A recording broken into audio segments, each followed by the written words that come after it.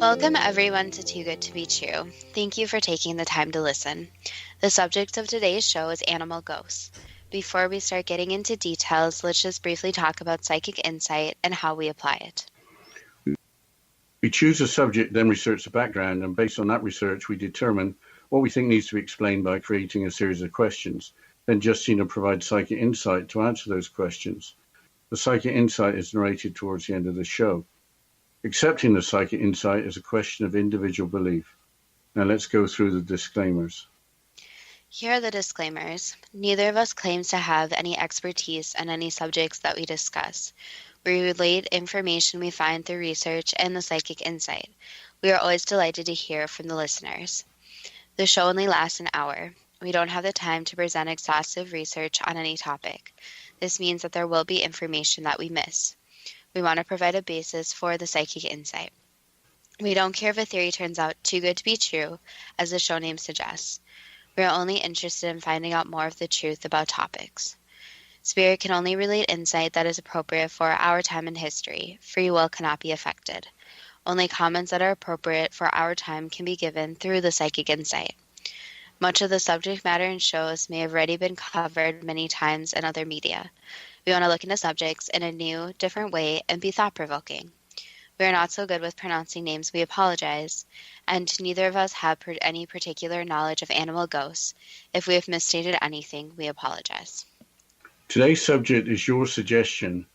I didn't think there were animal ghosts, just animal spirits. Yes, we are talking about ghosts. To be a ghost, apparitions recognizable as animals must be visible. As the show is about animals, I think we should dedicate the show to the raccoon that recently climbed the 25-story building in St. Paul, Minnesota. How it stuck out its arms and legs and walked up walls was amazing. Apparently climbing 20 to 30 feet or 6 to 9 meters is normal for a raccoon, not 200 feet or 60 meters. She survived, was captured, and released.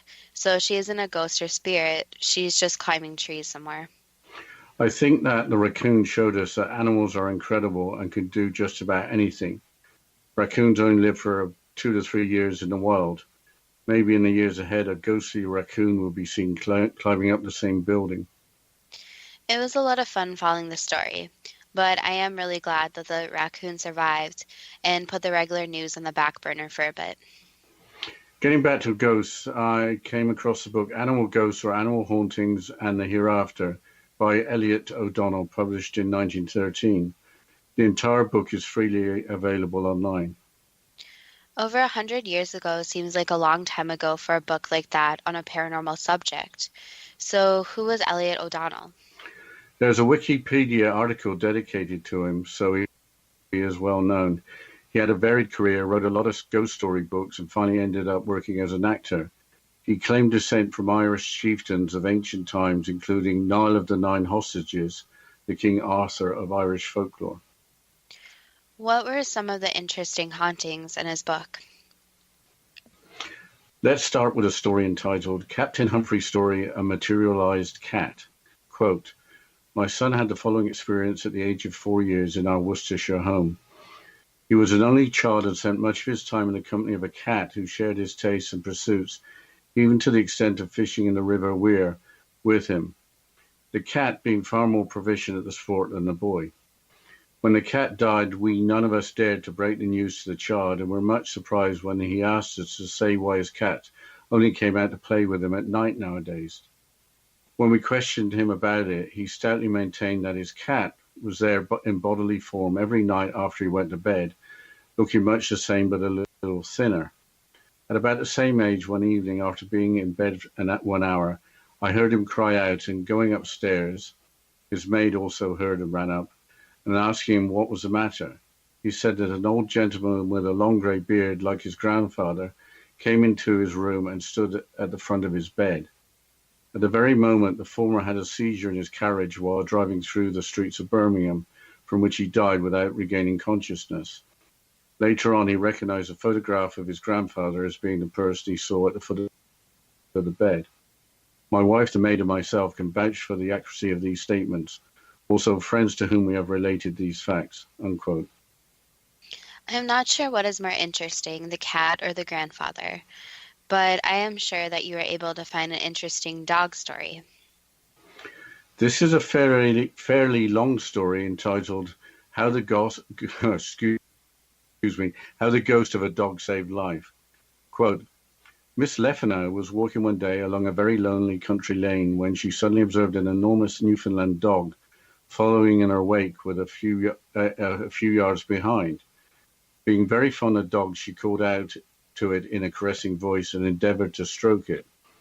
To her disappointment, however, it dodged aside and repeated the maneuver every time she tried to touch it. At length, losing patience, she desisted and resumed her walk, the dog still following her. In this fashion they went on until they came to a particularly dark part of the road, where the branches of the trees almost met overhead, and there was a pool of stagnant, slimy water, suggestive of great depth. On the one side the hedge was high, but on the other there was a slight gap leading into a thick spinney. Miss Leffenau never visited the spot alone after dusk, and had been warned against it even in the daytime. As she drew near to it, everything that she had ever heard about it flashed across her mind, and she was more than once on the verge of turning back when the sight of the big, friendly-looking dog plodding behind reassured her. She pressed on. Just as she came to the gap, there was a loud snapping of twigs, and to her horror, two tramps with singularly sinister faces sprang out and were about to strike her with their bludgeons when the dog, uttering a low, ominous growl, dashed at them. In an instant, the expression of murderous joy in their eyes died out. One of abject terror took its place, and dropping their weapons, they fled, as if the very salvation of their souls depended on it. As may be imagined, Miss Leffenau lost no time in getting. The first thing she did on arriving there was to go into the kitchen and order the cook to prepare at once a thoroughly good meal for her gallant rescuer, the Newfoundland dog, which she had just shut up securely in the backyard, with the laughing remark, "There, you can't escape me now."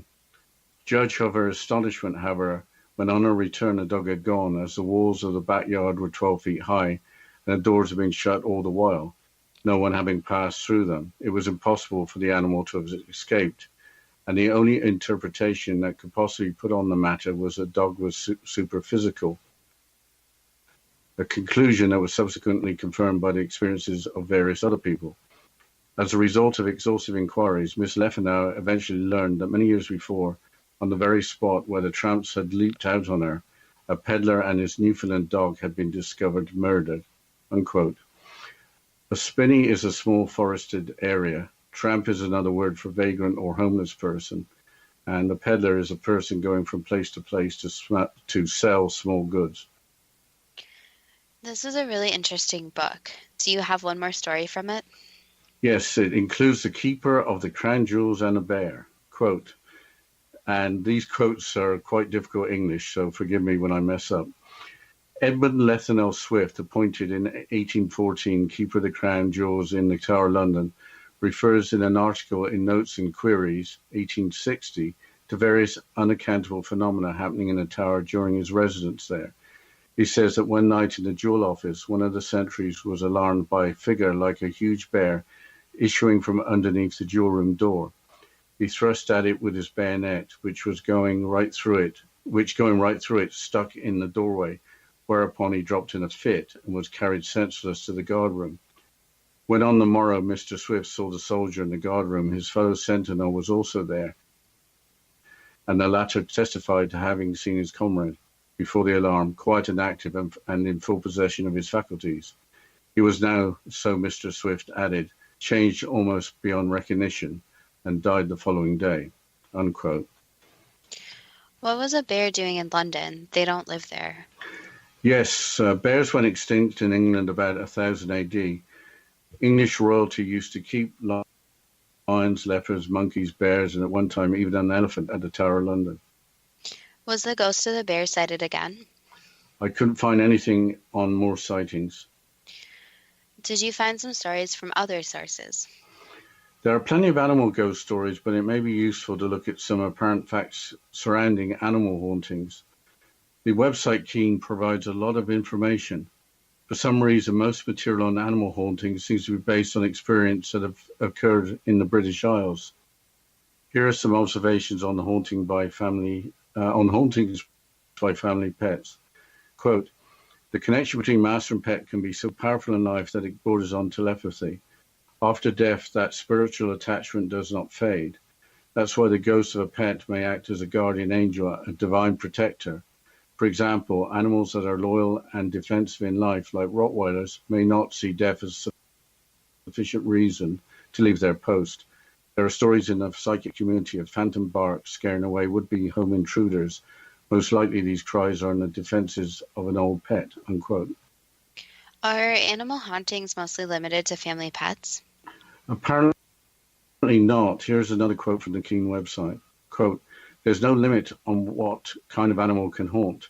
Dogs and cats are all the obvious choices, but horse, sheep, cowfish, and rodent spirits have all been reported. In rural areas, there may be reportings of horses in antiquated saddles riding along roadsides, only to disappear suddenly. Likewise, owners of historical farms may hear disembodied bleats, barks, moos, whinnies, and meows, unquote.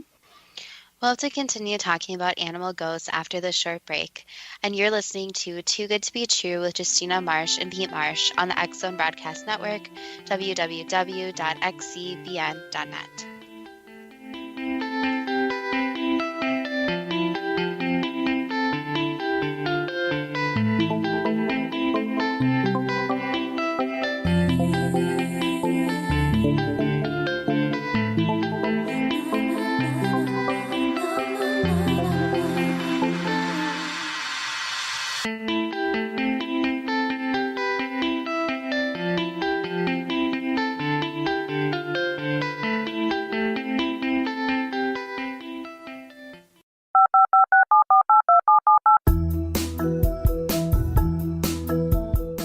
Did you know that when you're on the road with limited data or Wi-Fi, you can still listen to the X-Zone Radio Show with Rob McConnell, The Science of Magic with Gwilda Wiyaka, X-1, Dimension X, Space Patrol, and every minute of the X-Zone Broadcast Network by calling 213-401-0080, courtesy of Audio Now. No smartphone, app, or internet needed. It saves your data plan and it's free if you have unlimited minutes. Call 213-401-0080 to listen on any phone, anytime, anywhere. Remember 213-401-0080 for the best of the paranormal, parapsychology, and sci-fi radio programming anywhere, 24/7, 365.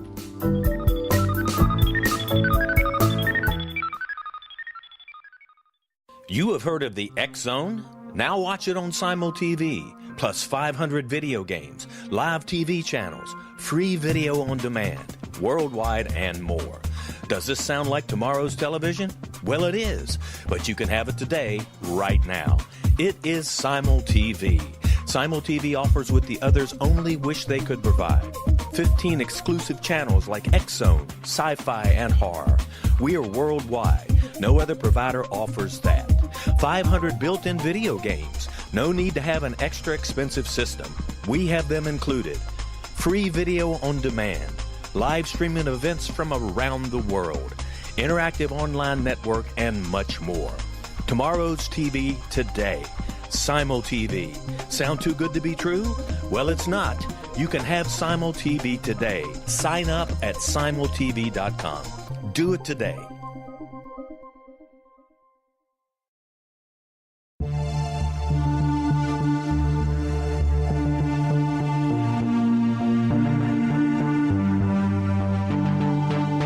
We live in rapidly shifting times of extreme volatility and uncertainty. Such profound change brings a unique opportunity for the evolution of consciousness. I'm Gwilda Wiyaka, host of Mission Evolution Radio Show, a program that explores the latest scientific developments and deepening spiritual truths supporting human evolution.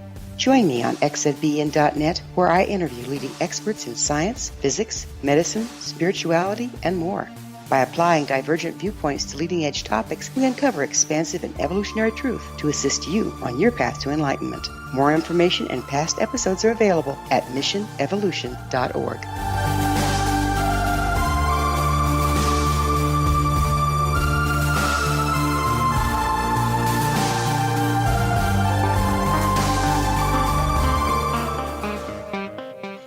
Welcome back to Too Good to Be True. And before the break, we were discussing animal ghosts and discussing if the hauntings are only family pets, but it seems it can be any type of animal. So let's get back to some actual ghost stories. Yes, the website Bark Post has a number of stories of hauntings in the United States. Here is a story of a helpful boxer. Quote, in Nashville's Belmont-Hillsborough neighborhood, a good-hearted boxer keeps vigil over young trick-or-treaters. According to Ghost Dogs of the South, Preston the dog accompanied some trick-or-treaters when he saw a boy trying to pick up candy he dropped in the road. Preston saved the boy by knocking him out of the path of a speeding car, but Preston was hit. Now, every Halloween for the last 50 years, children have invariably reported being bumped onto the sidewalk when they step into the road while trick-or-treating or go too slowly from house to house, unquote. That was a really great story. Do you have another one like it? Yes, from the same website. In the story, Poogan is the name of the dog. Quote, Poogan lived in a large Victorian house in Charleston. He loved to sit on the porch of the house. When the house was turned into a restaurant in 1976, Poogan stayed at the house and greeted diners. Poogan died in 1979 and was buried next to his porch. But to this day, employees say they see Poogan napping in his spot on the porch, and some diners report feeling Poogan brush against their legs while they eat, as if begging for table scraps. The restaurant's name is Poogan's Porch, unquote. That story really warmed the heart. But are there stories of animals and humans actually hunting together? The classic is the Headless Horseman. That requires cooperation between a human ghost and an animal ghost. But here is another story on that theme from the Bark Post website. Quote, in Veronia, Oregon, there's a story from the 19th century about a horse thief who met his end along the banks of the Nehalem River at the hands of a lynch mob. Apparently, the mob was so angry at the thief they shot his dog as well. Campers at now Scaponia Park have seen the thief and his dog wandering along the river, unquote. Was there a real headless horseman? No, it turns out the Headless Horseman is from a work of fiction. Here's a quote from Wikipedia. Quote, the Headless Horseman is a fictional character from the short story The Legend of Sleepy Hollow by American author Washington Irving, unquote.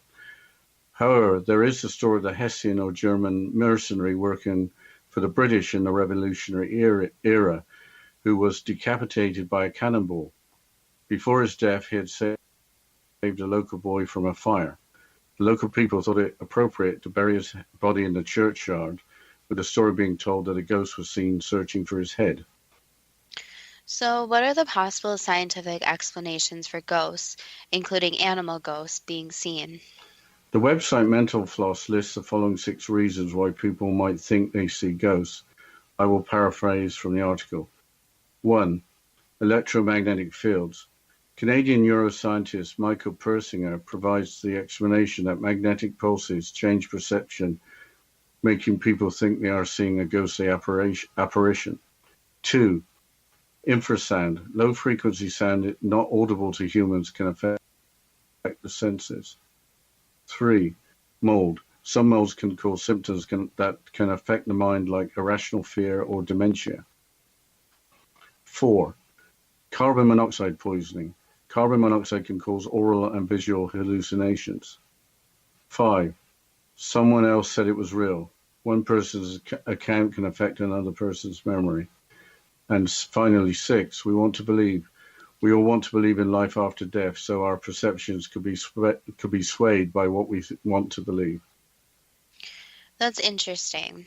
There is the belief that a ghost presence can be indicated by a fluctuation in temperature and electromagnetic energy, which is usually a big deal in ghost hunting shows. But we have talked a lot about dogs. What other animals are thought to be ghosts? There are stories about all sorts of animals besides dogs, but most of them, for some reason, occurred again in the British Isles. Here's a story about a horse from the website Real British Ghosts, unquote. A ghost does not usually appear frequently enough in a particular place to have a road named after it. However, White Horse Road in Edgehill is the exception, and is named after the spectral white horse that has been seen galloping across the fields. The road runs from the site of the haunted Edgehill battlefield to the place where the bodies of the slain soldiers of both armies are buried. There are two theories as to who originally owned the horse. One is that it belonged to Prince Rupert, who survived the battle, and the other that the phantom horse belonged to Captain Kingsmill, who died on the field of battle." Unquote. The Battle of Edgehill occurred during the English Civil War. It was fought in southern Warwickshire, England, on Sunday the 23rd of October 1642. The war was between royalists and parliamentarians. The outcome of the battle was not decisive. What other types of animals have appeared and are thought to be ghosts? There's a story about a goose on the same website, Real British Ghosts, which refers to Elliot O'Donnell, who we talked about earlier. Quote, "The ghost hunter Elliot O'Donnell tells of a farmer who was driving in a pony and trap along the road in Melonsby when his horse suddenly shied and bolted. The farmer wrestled with the reins and finally got the horse under control, although he was still traveling very fast. At a loss as to the reason for the horse's sudden fear, he saw beside the trap what appeared to be a large white goose, waddling along the road the way geese do, yet traveling over the ground as fast as he was. When they reached the churchyard, to the farmer's immense relief, the goose turned in through the closed and locked gates. The spectral bird was seen by several people on a number of other occasions." Unquote. Who would expect to see a high-speed waddling goose? Melonsby is a village in North Yorkshire, England. A trap is another name for a small carriage pulled by a single horse or pony. These stories are really fun. It doesn't seem like animals want to be spooky, but just be themselves, even if they are going a bit faster than normal. But I think we have time for a couple more stories. There is the ghost rabbit of Thetford Lodge from the same website. Thetford is a town in Norfolk, England. Quote, "The lodge was built in the 15th century by monks from the nearby Cluniac Priory for the person who looked after the rabbits in the Westwick Rabbit Warren. In those days, rabbits were an import source of both fresh meat and fur, and were farmed much as we farm sheep. And the animal ghost that haunts here is a white rabbit. It has been seen several times hopping around near the building, a ghost reminder of the history of the area." Unquote. I think it might be brave to say you've seen the ghost of a white rabbit, but are there any reports of ghosts of insects? The insect would have to be pretty big to see it unless it was a giant spider. But how could you tell if it was a physical creature or a ghost? Usually insects, especially large ones, are something you want to avoid. Is there any other type of animal that has a good ghost story? There is the story of the alleged ghost of a monkey, again from the Real British Ghost website. Quote, "A ghost monkey can be heard in Athelhampton House. The house was originally built by the Martin family, whose family crest was a monkey sitting on a tree stump, and their motto was, 'He who looks at Martin's ape will look at him.' And it is Martin's ape who haunts the hall. The tragic story is as follows. The ape had freedom of the house and could wander as it chose. One of the daughters of the Martin family had an unhappy love affair and, determined to kill herself, climbed the hidden stairs to the secret room. The ape followed her unobserved. The poor girl put an end to her life, feeling no doubt that she was totally alone in the world. But she was not alone. The ape was with her. By the time the girl was found, the poor monkey had starved to death. The ghost monkey is never seen, but its spirit can be heard vainly scratching at the paneling of the secret room and staircase in an eternal frantic attempt to escape." Unquote.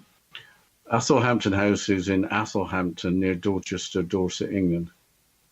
Dorchester, Dorset. I've been there. That's near where you're from. But did you know about this ghost story? I had no idea, but I think now we should go a little off topic. Have you ever seen a dog stare or bark at something you can't see and isn't there, at least to human eyes? That might mean that animals can see ghosts or spirits when humans can't.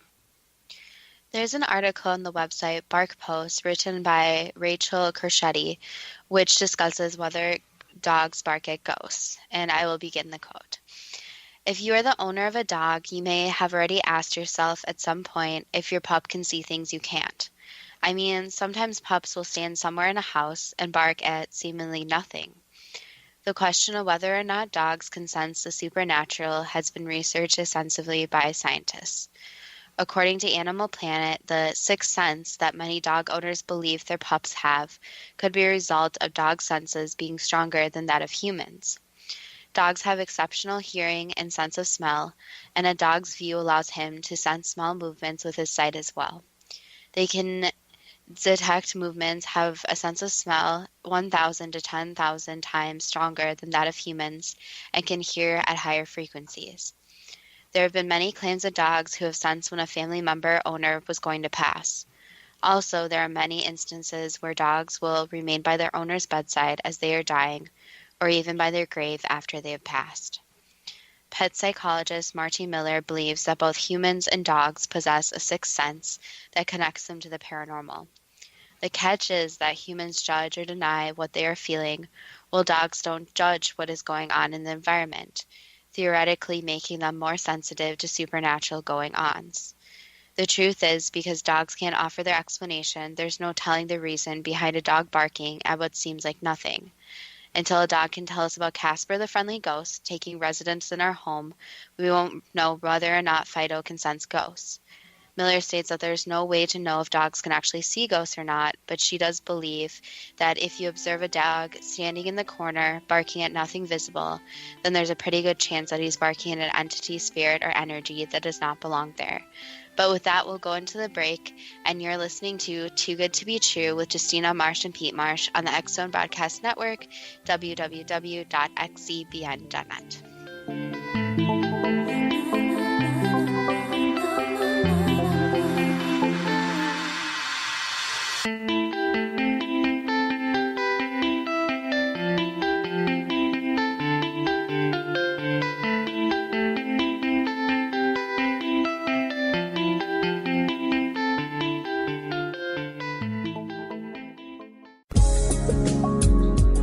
From our broadcast studios in Hamilton, Ontario, Canada, to the world and beyond, you're watching the X Zone Broadcast Network, www.xzbn.net.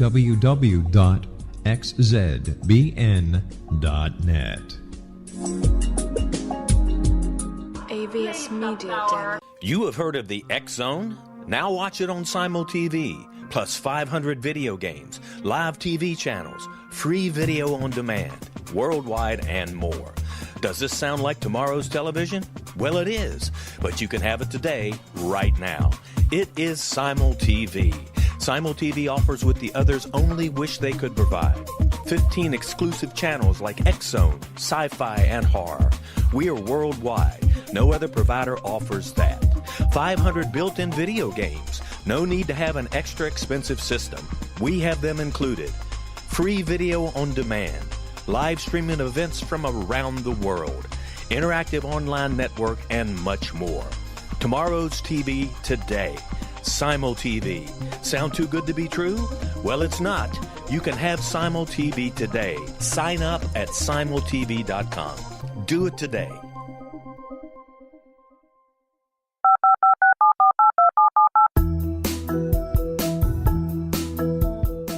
Did you know that when you're on the road with limited data or Wi-Fi, you can still listen to the X Zone Radio Show with Rob McConnell, The Science of Magic with Gwilda Wiyaka, X-1, Dimension X, Space Patrol, and every minute of the X Zone Broadcast Network by calling 213-401-0080, courtesy of Audio Now.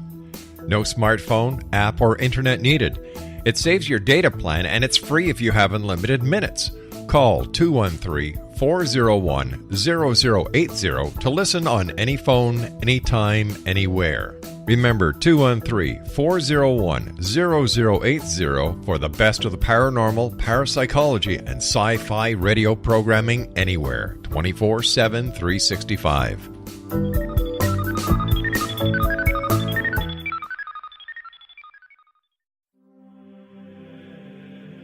Rob McConnell here, presenting an overview for Nicholas Paul Jennings, author of a fascinating book, Amen. It presents facts revealed by Egyptologists, facts that enable us to understand why Amen is the beginning of creation of God.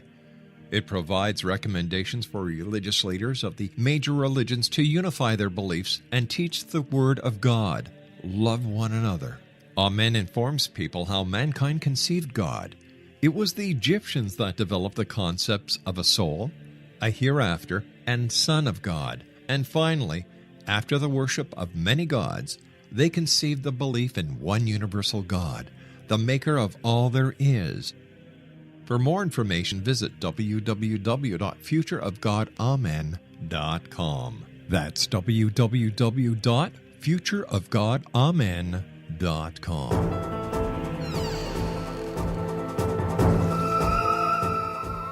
Welcome back to Too Good to Be True. And before the break, we were discussing dogs barking at seemingly nothing and maybe why they're doing that.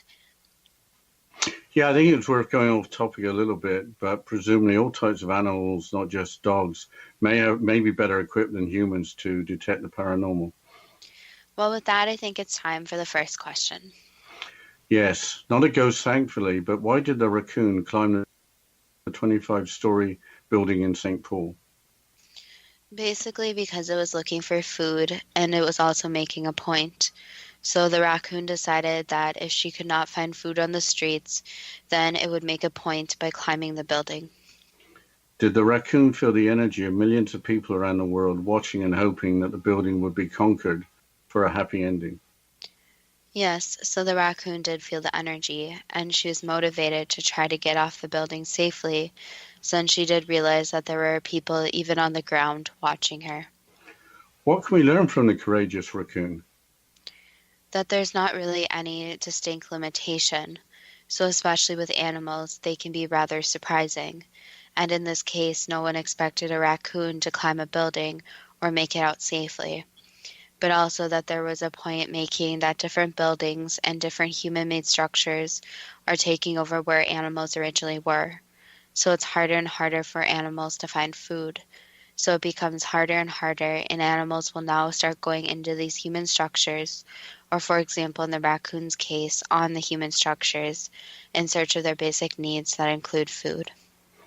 Back to ghost stories. Why was author Elliot O'Donnell so successful in writing about the paranormal at a time when the subject of ghosts would have been less popular than perhaps now? Basically just because the stories were very interesting and many people could relate back to them in their own lives. Was Elliot O'Donnell descended from Irish chieftains of ancient times, including Niall of the Nine Hostages? Yes. Is the account of Captain Humphrey's story, A Materialized Cat, true? Was there a cat ghost that returned to visit the 4-year-old boy? Yes. Is there a special bond between animals and children who seem to have a greater acceptance of animals as fellow creatures? Yes, and as mentioned before, children are a lot more spiritual. So you can think of them as not having the walls and guards that older adults have. So their imagination is more there and their spirituality is there in a different way than adults have. Did the cat's ghost look much the same as the cat did when alive, but a little thinner? Yes. Was the figure of an old gentleman with a long grey beard standing at the end of the bed the boy's grandfather? Yes. Was the figure a spirit or a ghost? A spirit. Why did the old gentleman visit the boy? Just to make sure he was okay. He visited the boy just as he passed, is that correct? Yes. Did Miss Leffernow encounter the ghost of a Newfoundland dog on her walk? Yes. How did the ghost of the Newfoundland know that Miss Leffernow was in danger? Because the dog could feel the energy and basically had, you could call it, a premonition of what was going to occur. Did the ghost of Newfoundland utter a low, ominous growl and dash after the would-be attackers? Yes. Was the ghost of the Newfoundland spotted? Yes. So what was the dog's name? So when the dog was alive, the dog's name was Bud, so B-U-D. Had a peddler and his dog been killed at the same location many years before? Yes. At the Tower London in the 1800s, did a sentry react to seeing the ghost of a bear? Yes. Did the sentry try to kill the bear with his bayonet passing right through and sticking in a doorway? Yes. Did the sentry die the following day? Yes. Why were there apparently no more reported sightings of the bear after that? Because the bear disappeared afterwards. Was the bear captive in its lifetime at the Tower of London? Not exactly. It was captive for a period of time, yes, but not its full life, no. Why did the bear haunt the jewel room? Basically because it was curious and was attracted to the different jewels. What was the name of the bear? It didn't really have a name and was more of a prisoner than a friend, so the bear didn't have a super happy life. Would this sentry have died anyway if he hadn't seen the bear? Yes, that was unrelated. So it was just a coincidence. It was mostly a coincidence, and the bear was just curious of the person, so the bear was just kind of roaming and looking around, you could say. Why were there no more reported sightings of the bear? There were no more reported sightings because the bear basically found what it needed. So it basically found the different rooms, explored, and realized that it was finally free to go where it pleased. So the bear was basically freed of being a ghost and haunting the place. Do bears or other animals fear going to the light as some humans apparently do? Yes, not all, and it's less for animals since their souls work a little bit differently, since they're not humans with as much fear of death. But some animals are still afraid of death, especially when they leave someone or something behind. So when their owner is still alive or when there is some type of unsolved situation. So for example, if a mother animal left their young behind, or if they were in some bad situation, so being held captive in a zoo, etc. Why are there so many apparent animal hauntings in the British Isles? Just because the number of animals that were basically in fear there, so the animals were not always treated the best. Is the connection between master and pet so powerful that after death spiritual attachment does not fade? Yes and no, so there are two different answers. So one, the animal may still haunt as a ghost. So that's where the animal is basically trapped between the spiritual and physical world. So there is this connection. But there's also the connection where the pet passes away and goes into the spirit world, where the spirit can also look after the master. But a spirit is completely in the spiritual world. So yes, no matter if the animal is a ghost or spirit, there's still this connection. Can all animals, including horses, sheep, cows, fish, and rodents, become ghosts? Yes. Is a professionally trained psychic required to communicate with animal ghosts?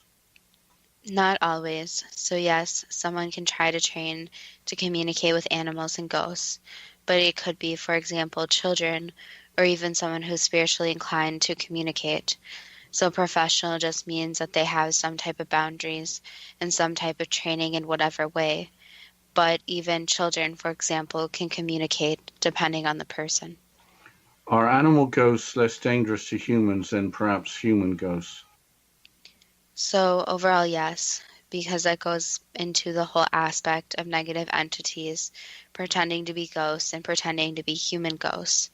And also human ghosts can be quite, you could say, quite pests with what they are doing, while animal ghosts are still animals. So they can't really have too much effect. And usually animal ghosts are more calm when they're in ghost form compared to human ghosts. In Nashville, did Preston the dog save a boy who was trick-or-treating by knocking him out of the path of a speeding car, then being hit by the car and killed? Yes. During every Halloween for the last 50 years, have children been bumped onto the sidewalk when they step into the road or go too slowly from house to house? Yes. Is Preston making sure that no child gets hurt while trick-or-treating? Yes. With Preston doing such a great job, is there any reason he should be encouraged to pass over? The only reason would be as if the soul actually wanted to go into a different form. But right now Preston seems quite happy and is doing a very lovely and noble deed to these children. So there's really no reason. Just making sure that if someone does encounter Preston, to basically thank him for helping and be very positive. In the restaurant Poogan's Porch in Charleston, is Poogan seen napping in his spot on the porch with some diners feeling Poogan brush against their legs while they eat, as if begging for table scraps? Yes. Why does Poogan like to be at the restaurant interacting with guests? That was his happy place. Should visitors to the restaurant thank Poogan for being such a good boy? Yes, and also that Poogan basically wants to stay in his happy place. So he's staying there because that is where he got the most joy. And so he wants to keep watching over. And that's basically the biggest difference between human ghosts and animals that are ghosts. Animals that are ghosts are more aware that they are actually a ghost compared to humans. So humans are more in this confusion state, while animals basically understand that they are not really in a physical form, and they are not also in a spiritual form. So they are kind of more aware of what's happening to them. In Veronia, Oregon, are the ghosts of a horse thief and his dog seen by campers at Scaponia Park? Yes. Did the horse thief not want to pass over with his dog not wanting to leave him? Yes. Is there anything we can do for the horse thief and the dog? Basically just be positive, and in time they will pass over. So sometimes it just takes a lot longer for some souls to pass over than for others. In the Revolutionary era, was a German mercenary decapitated by a cannonball with his ghost seen by people searching for his head? Yes. Is that the basis for the legend of Sleepy Hollow?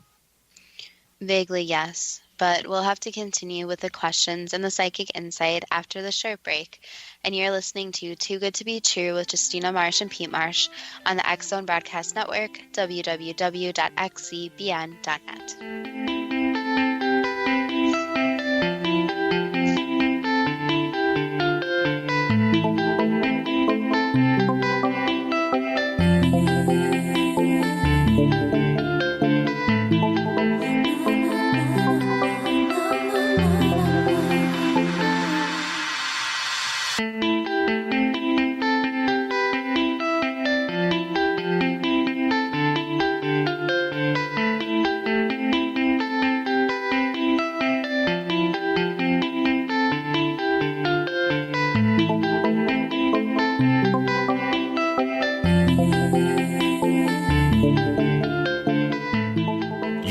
The X Zone?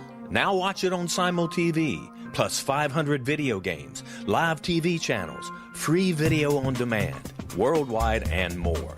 Does this sound like tomorrow's television? Well, it is, but you can have it today, right now. It is Simul TV. Simul TV offers what the others only wish they could provide. 15 exclusive channels like X Zone, sci-fi, and horror. We are worldwide. No other provider offers that. 500 built-in video games. No need to have an extra expensive system. We have them included. Free video on demand. Live streaming events from around the world. Interactive online network, and much more. Tomorrow's TV today. Simul TV. Sound too good to be true? Well, it's not. You can have Simul TV today. Sign up at simultv.com. Do it today. The new nonfiction book, Razor of Madness, is similar to cult movies like Clockwork Orange, Dragon's Tattoo, or The Other Side of Hell. Wayne Morin Jr. and Thomas Lee Howe will expose widespread and systematic deficiencies in this thought-provoking tell-all novel. Mind control rages among scholars in law schools. Human rights are ignored while thought reform and mental manipulation are accepted practices used as behavior modification. Dr. Louis Jolyon West comes to mind. Media and public scrutiny shows that United States mental hospitals are in fact destructive murder industries. Razor of Madness expose novel details this epidemic through an in-depth professional and personal investigation. For decades there has been a revolving door policy that still releases killers and pedophiles back into society. The maestro of mind control continues to haunt America to this very day. Razor of Madness is available in paperback or as a downloadable ebook at Amazon.com.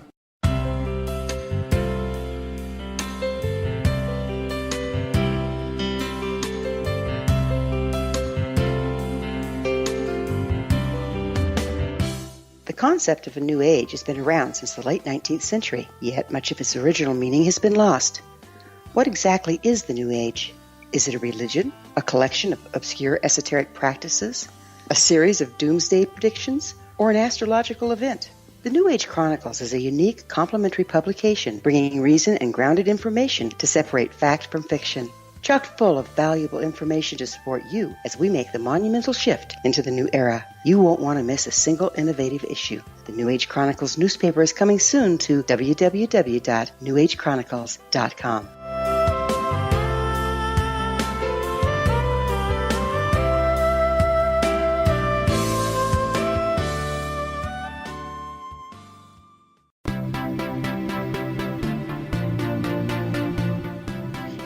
Welcome back to Too Good to Be True, and before the break we were going through the questions and the psychic insight about animal ghosts. So Dad, can you please continue with the questions?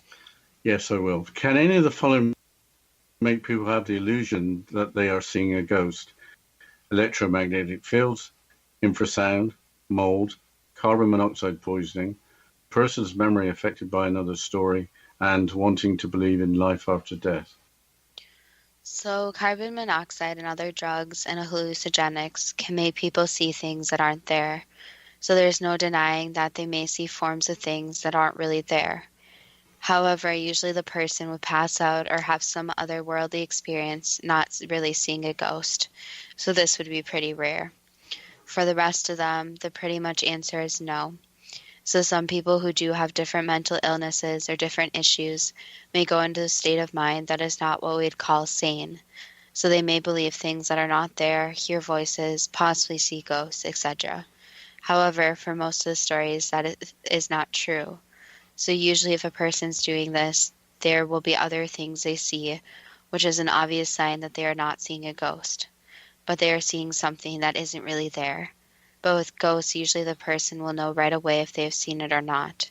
And if someone believes in ghosts or doesn't believe in ghosts, that doesn't make them more or less likely to see a ghost. Can a ghost presence be indicated by a fluctuation in temperature and electromagnetic energy? So this is a yes and no. So it really depends on the ghost. So if a ghost really wants to change the surrounding environment, then yes, it can. However, it doesn't always do that. So you can think of it as kind of the ghost's free will, or if the temperature changes, the ghost may want to do this. But sometimes the ghost wants to stay hidden. So it's the ghost's choice whether it wants to be seen or not. Yes, and basically it's the same as humans having free will. The ghost also has free will. Is a spectral white horse seen galloping across the fields near Edgehill? Yes. Did the horse belong to either Prince Rupert or Captain Kingsmill from the Battle of Edgehill in 1642? It belonged to the captain. Why is the horse a ghost? Basically, in this case, the horse doesn't realize it's passed on. So the horse is staying around since it was a very traumatic death for the horse. So this is one of the cases that is similar to humans, that sometimes a human is in ghost form because of their tragic death. Was the horse killed during the battle? Around the time of the battle, yes. What is the horse's name? Pegasus. In Melonsby, was a goose seen waddling, keeping pace with a farmer driving a pony and trap? Yes. Has the goose been seen on other occasions? Yes. Why is the ghost of the goose Sorry, say that again. I'm having trouble with goose. Why is the ghost of the goose appearing in this way? Basically, it likes following people around and seeing what's going on. So it's not ready to leave the earth plane yet, since it enjoys just going around and enjoying the scenery and enjoying just watching people. Does a hopping white rabbit haunt Thetford Lodge? Yes. Why is the white rabbit haunting the area? It just likes the area, so it likes where it was, and it has fond memories of being there and basically raising small rabbits, which sounds strange to humans. But animals actually really enjoy the relationships they form with other animals, especially raising young. Have insects ever appeared as ghosts? Yes, but they're so tiny it would be very rare for humans to see an insect ghost. And for the most part, insects' brains aren't as, you could say, as developed as a lot of other animals. So a lot of the time they will just go into spirit world and then be reincarnated into a different animal form. So even, for example, the smallest organisms could be ghosts technically, but that would be very rare occurrence because of their level of intelligence being lower. At Athelhampton House, did a girl kill herself with a monkey who was with her, dying of starvation? Yes. Is the scratching noise made by the ghost of the monkey? Yes. Why does the ghost of the monkey make the scratching noise? Basically to get people's attention to warn about the girl.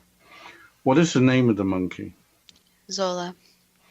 Has the girl passed over? Is she fine on the other side? Yes, but the monkey needs to realize that she is okay. When a dog is staring at nothing and barking at nothing, what is it seeing that people can't see? So animals in general can see different ghosts, spirits a lot better. So sometimes it is seeing a ghost or spirit, but sometimes it is just annoyed. So it's kind of a toss-up if the dog or different animal has seen something or if it isn't. So it is up to the human to kind of gauge if that's normal behavior or if something else is wrong or if it's actually just looking at nothing that could be a ghost or spirit. Do dogs have a stronger sixth sense than humans? Yes. Are dogs more perceptive of the paranormal? Are they much more able to perceive ghosts or spirits than humans? Yes. How do pets know when their owner is going to pass away? They can feel the shift in energy. Why do pets sometimes stay at gravesides after the death of their owners? Because of the connection, and with a lot of pets, they really do have unconditional love. So that's something that humans kind of struggle with, since they overthink and the concept of love is different. But with pets, this unconditional love really does go far. So it goes back to a quote where basically a human has their whole life, but basically a pet has a human as their whole life. So basically the whole life for the pet is the human, while the human has many different things in their life. What would prevent an animal ghost from crossing over? Could they be helped, or are they just exercising a choice? So yes, there can be a choice. In certain situations, animals get help in passing over. But again, that would take someone specially trained, since not everyone can go and help a pet pass over. It needs to be done in the right, correct way. So even if you do go try to help the animal, it is their free will and their choice if they want to cross over, just like human ghosts, where it is their choice if they want to cross over. They can be encouraged, but ultimately it's up to them. What is the best course of action if someone encounters an animal ghost?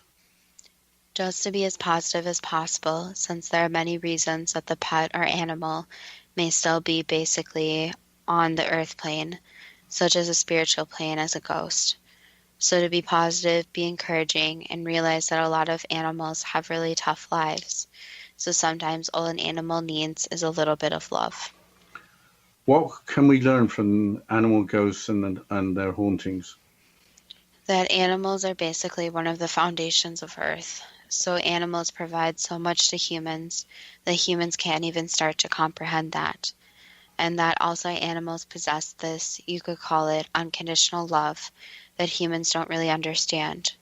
So the love that different animals have for their young and for basically reproducing, keeping their survival, is different than just a basic need.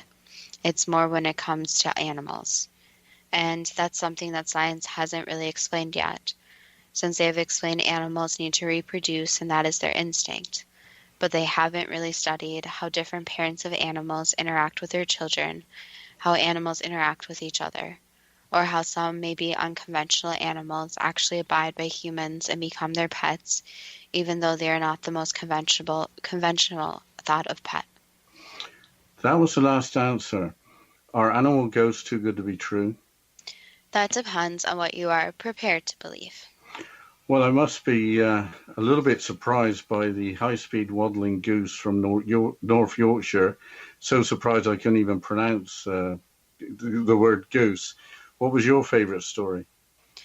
I think my favorite was probably Pugin because it's adorable that you can go to a restaurant and see a dog ghost. I just think that whole concept is pretty cute. Or also Preston, that it's kind of like a safety net, safety guard for children, which I think is adorable, so that the trick-or-treaters can be safe.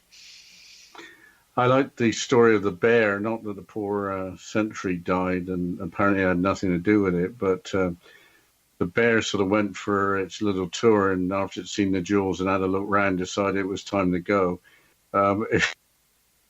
It just showed the sort of curiosity that animals probably have. And once the bear was happy that it had seen what it needed to see, off it went.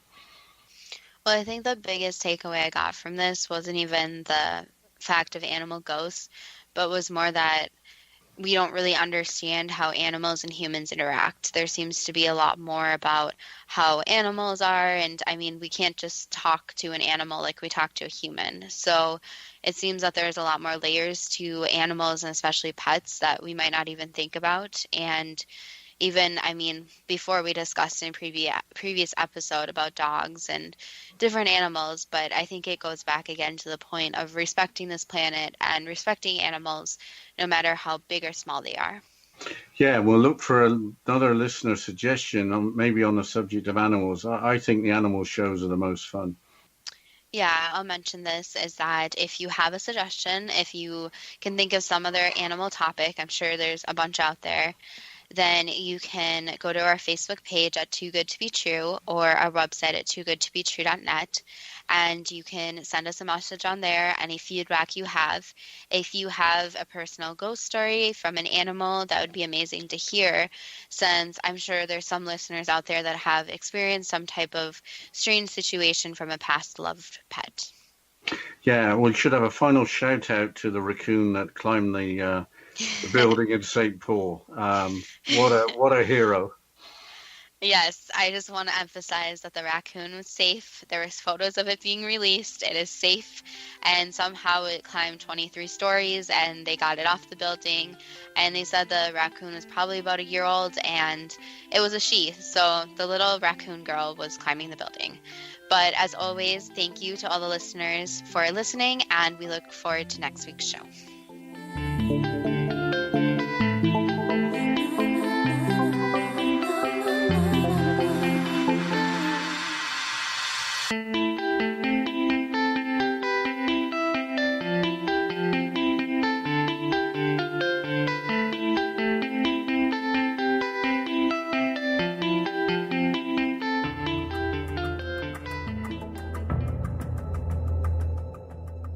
Modern Esoteric, Beyond Our Senses by Brad Olson, consummates the lifeology story about where humanity originates.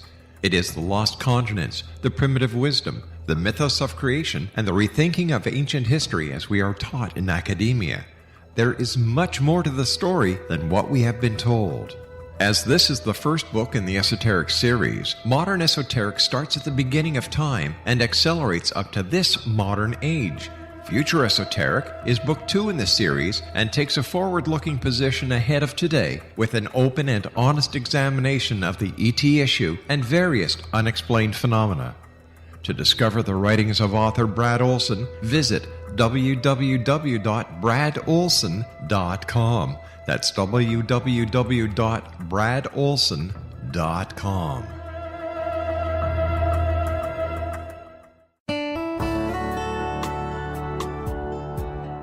Are you or is someone you know struggling with addictions, depression, anxiety, relationships, low self-esteem, lack of confidence, grief, success, and prosperity?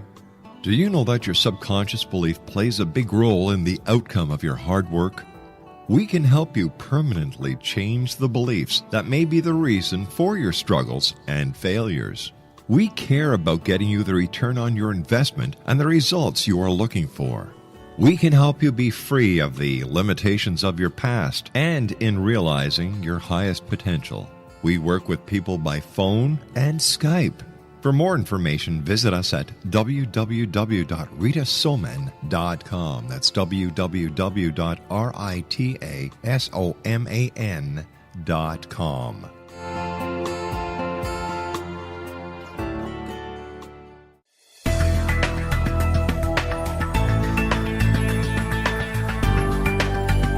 Do you think you have energy problems in your home? Do you feel better when you're away than when you're home? Joey Korn is a global leader in the world of dowsing who specializes in personal energy clearing and space clearing. He can help you create an ideal energy environment in your home no matter where you live in the world. Learn about his remote spiritual house cleaning services and much more at www.dowsers.com. You can get Joey's book, Dowsing, A Path to Enlightenment, as well as other dowsing books and tools, Kabbalah books, and Walter Russell books.